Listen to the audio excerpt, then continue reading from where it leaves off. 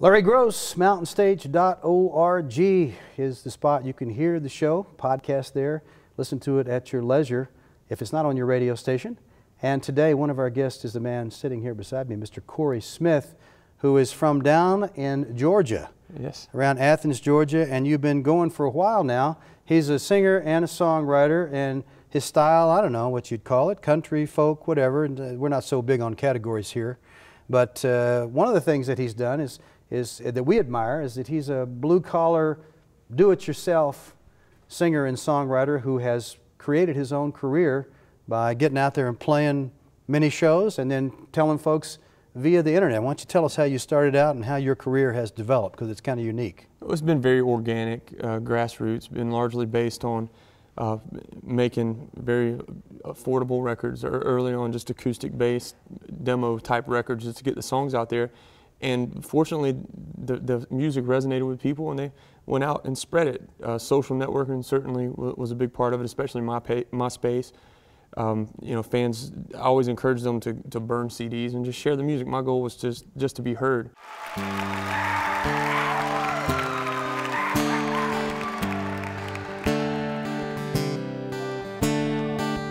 I think that technology has made music much more democratic now, where consumers have more of a choice than they've ever had before, and artists have more opportunities than ever to get their music out to people, and there's fewer and fewer barriers to the marketplace for artists. So that's encouraging.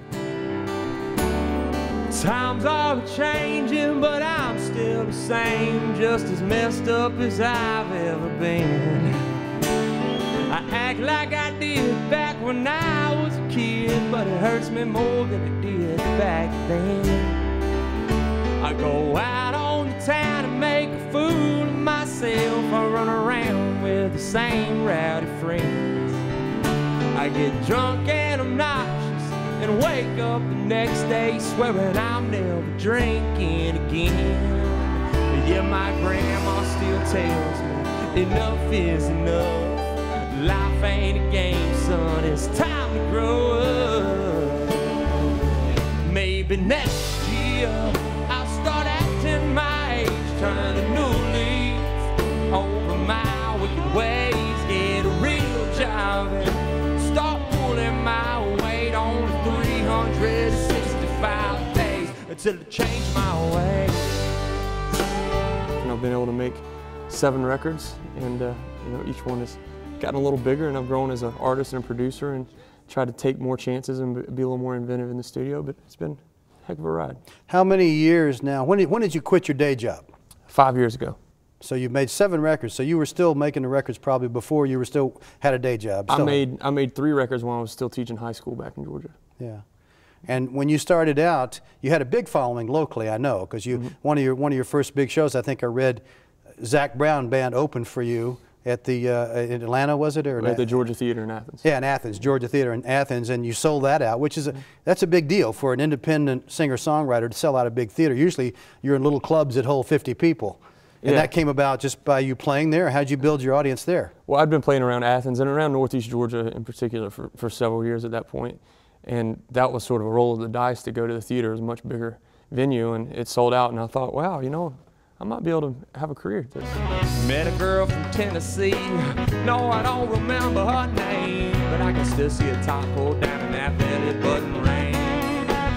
We kissed, but I didn't tell. No, I had to keep it hush on the down low. I had a girlfriend back at home, but she didn't need to know. Oh, sure, I felt a little guilty as we dusted off our clothes, but she was wild and she was fine, Lord.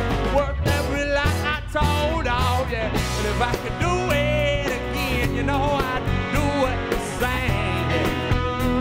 With the one-night stands and the drinking games, you know I'd check out the girls at the club, hooking up whenever I could. Sex on the beach never tasted as good. Oh, I'd break my first love's heart. Forget to hide the fingernail marks. If I could do it again, I'd get sunburned on a new tattoo. How have you built this for? What is it about your music that you think attracts people?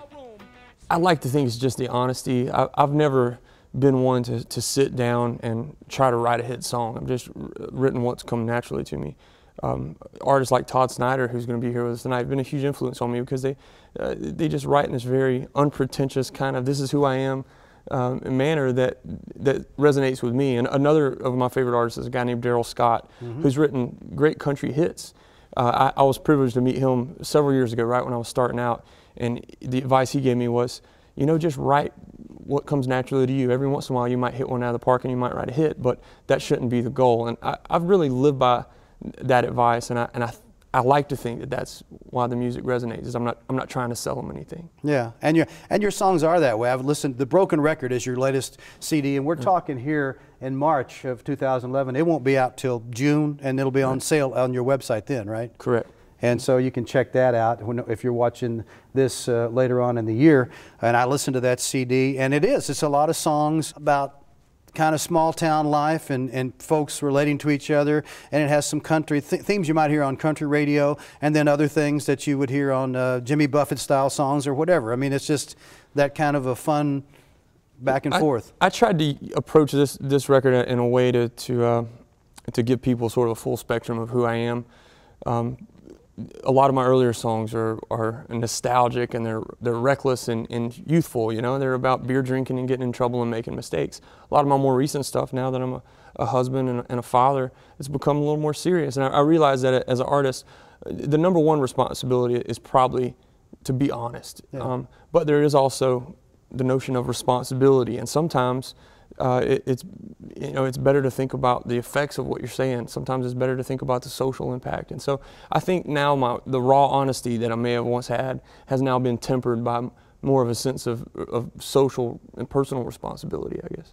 Your kids are going to be listening to your music. Exactly. So if I'm going to say something raw and provocative, I need to follow it with something that can put that in context. So to learn from it.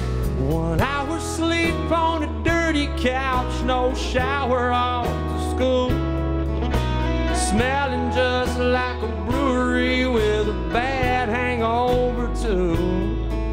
The teachers all would hassle me, stay awake, pay attention. I was catching hell, wishing I was 21.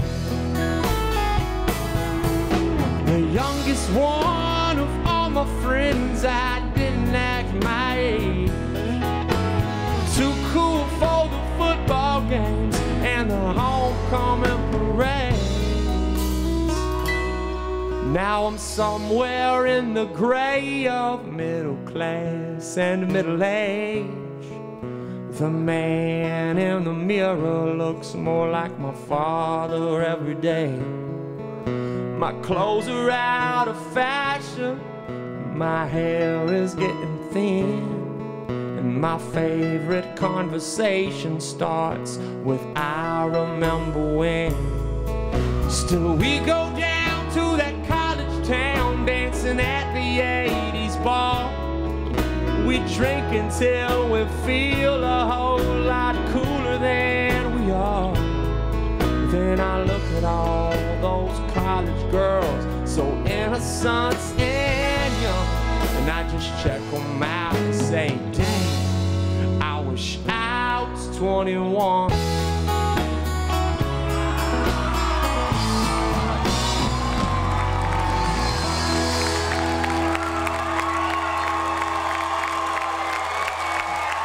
Corey Smith, and his website is CoreySmith.com.